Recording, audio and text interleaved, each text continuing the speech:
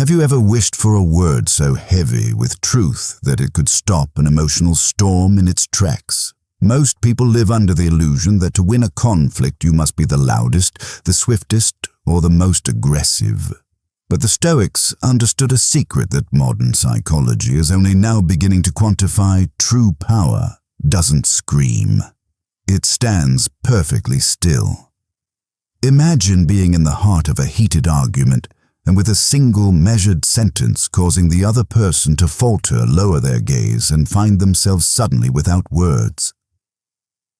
Today, we are exploring the architecture of silence.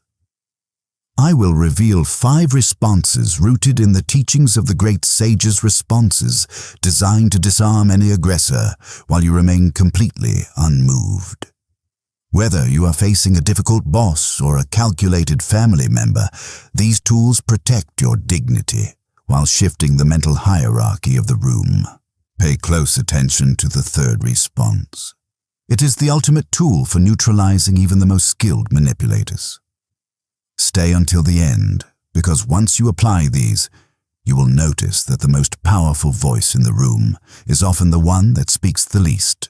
We have been conditioned to believe that silence is a sign of surrender and that the person who has the last word possesses the most power. This is the fallacy of the loudest voice. In reality, when you allow someone to pull you into a shouting match, you have already handed them the keys to your internal citadel. Marcus Aurelius reminded us that the soul becomes dyed by the color of its thoughts. If your thoughts are consumed by the need to dominate an argument, you are no longer a master of yourself, but a slave to your opponent's provocation. Most conflicts are not battles of logic, but collisions of fragile egos. When you feel that rising heat in your chest, the urge to interrupt, to snap back, to win, you are abandoning your throne of reason. True authority is not found in the imposition of your will, but in the strength of your character. By refusing to meet noise with noise, you remain fortified within your own mental sanctuary, leaving the aggressor to exhaust themselves against the walls of your indifference. The first response is a surgical strike against emotional escalation. I don't need to raise my voice to be right. This is not just a sentence. It is a manifestation of the Stoic rational mind. When an individual raises their volume, they are attempting to use acoustic pressure to compensate for a lack of logical weight. They are trying to hide the weakness of their argument behind the strength of their lungs. By stating this calmly, you create a stark contrast between their chaos and your composure. You are the immovable mountain while they are the howling wind that eventually dissipates. Epictetus taught that he who cannot control his tongue will always be a slave to his passions. When you speak this phrase, you are announcing that you have no master but reason. You are separating the truth of the situation from the theater of the conflict. Truth is like light. It does not need to scream to be seen. It simply exists.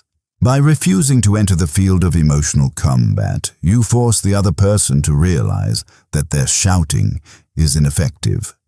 It sends a chillingly clear message you are operating on a level of mental dominance that they cannot reach through volume alone. In this stillness, the power shifts. You are no longer arguing. You are presiding over the truth. When someone attempts to dismantle your peace with sarcasm, mockery, or vitriol, they are fishing for a reaction that justifies their own behavior. They want you to descend into the mud with them because in the mud they feel they have the advantage. Response 2 stops this cycle instantly. The way you speak says more about you than it does about me. This response functions as a clean, polished mirror. It does not defend, it does not retaliate. It simply reflects the reality of the aggressor's own conduct back onto them. Seneca often observed that cruelty is a distinct sign of weakness. A truly powerful mind has no need to belittle others. When you deliver this line with cold, calm eyes, you're essentially diagnosing their lack of self-control. Marcus Aurelius famously wrote that the best revenge is to be unlike him who performed the injury. By refusing to adopt their toxic tone, you prove that their venom has no power to alter your internal state of being. The moment you say this, the dynamic shifts. The other person is forced to hear the echo of their own disrespect. They expected a victim to scramble for a defense. Instead, they found a judge of character. In the silence that follows, they are left alone with the weight of their own behavior. You haven't just ended the argument. You've rewritten the entire script of the interaction, demonstrating that your identity is defined by your reason, not their insults. Before we proceed to the most powerful tool in your arsenal, we must address the root of why we feel the impulse to argue at all. Most people are trapped in a cycle of seeking validation from the very individuals they claim to dislike. We want the aggressor to admit they are wrong so that we can feel right. But the Stoic practices amor fati, the love of fate. This means embracing every difficult personality, every loudmouth critic, and every manipulative peer, not as a nuisance, but as a necessary training partner for your virtue. How can you practice patience if no one tests it? How can you cultivate true calm if no one attempts to disturb it? This shift in perspective is the ultimate sovereignty of the self. You no longer view these conflicts as obstacles. You view them as vital opportunities to solidify your character. When you stop needing the other person to agree with you, you become untouchable. You realize that your internal peace is a sovereign territory where their ignorance has no jurisdiction. Every rude remark is simply a weight to lift, making your spirit stronger and your silence more profound. Some conversations are not actually exchanges of ideas. They are merely attacks disguised as dialogue. In these moments, the other person is not seeking truth, but dominance. They interrupt, they sneer, and they expect you to scramble for a footing in their chaos. This is when you use response 3, the phrase that disarms the manipulator.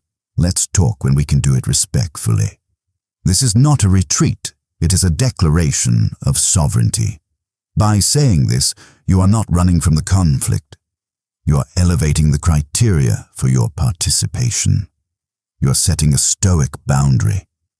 Epictetus taught that while you cannot control the actions of others, you have absolute power over what you choose to tolerate. When you pause, take a breath and deliver this line with calm authority, you shift the entire axis of the interaction. It is no longer about the topic at hand. It is about the basic human dignity required for a conversation to exist. You make it clear that your attention is a privilege, and that those who cannot speak with respect lose the right to speak with you at all. There are moments when the most strategic move is not a better argument, but a total withdrawal of your presence. When a dialogue has devolved into a cycle of toxicity continuing to engage, is not a sign of resilience, it is a failure of self-stewardship. This is where you use response 4. I'd prefer not to continue this conversation. This phrase is a shield built from the understanding that your attention is a finite Stoic resource. You are not asking for permission. You are declaring an end. Marcus Aurelius wrote, "Choose not to be harmed, and you won't feel harmed." By choosing not to participate, you are protecting your internal citadel from further siege. This is not a retreat of the weak, but a strategic withdrawal of the wise. You're deciding that your peace is worth more than the hollow satisfaction of having the last word. You're closing a door, and in doing so, you maintain your dignity while leaving the provocateur to shout at an empty room. Not every conflict is a battle against an enemy. Often the most difficult boundaries to set are with those we care about, friends, colleagues, or family who perhaps with good intentions attempt to impose their worldview upon you. This is the moment for response 5. the final anchor of intellectual sovereignty. That's your opinion and I respect it, but I don't share it. This phrase is the ultimate application of the dichotomy of control. You are acknowledging their right to think as they please, which is within their control, while firmly reclaiming your own judgment, which is within yours. It is a refusal to be a prisoner of another person's expectations. Seneca once warned that to be a slave to the opinion of others is the worst of all prisons. By using this response, you are opening the cell door. You are demonstrating that you can value a relationship without sacrificing your own reason. The beauty of this statement is its finality. There is no hook for them to grab, no logic for them to dismantle. You have simply defined the border of your own mind. When people realize they cannot pressure you into conformity, their frustration often turns into a deep, lasting respect for your character. You now hold 5 powerful instruments of silence, the definitive marks of a disciplined and fortified mind. When you integrate these responses into your daily life, you cease to be a puppet of external circumstances and become the true director of your own character. Epictetus taught that you may be unconquerable provided you never enter a combat where the victory is not within your own power to claim. Go forth today and use these tools not to crush others, but to lead yourself with dignity and poise. Subscribe to join us here at the Forge of Character as we continue this pursuit of ancient wisdom. Tell me in the comments, which of these 5 phrases will you speak first? I look forward to reading your reflections.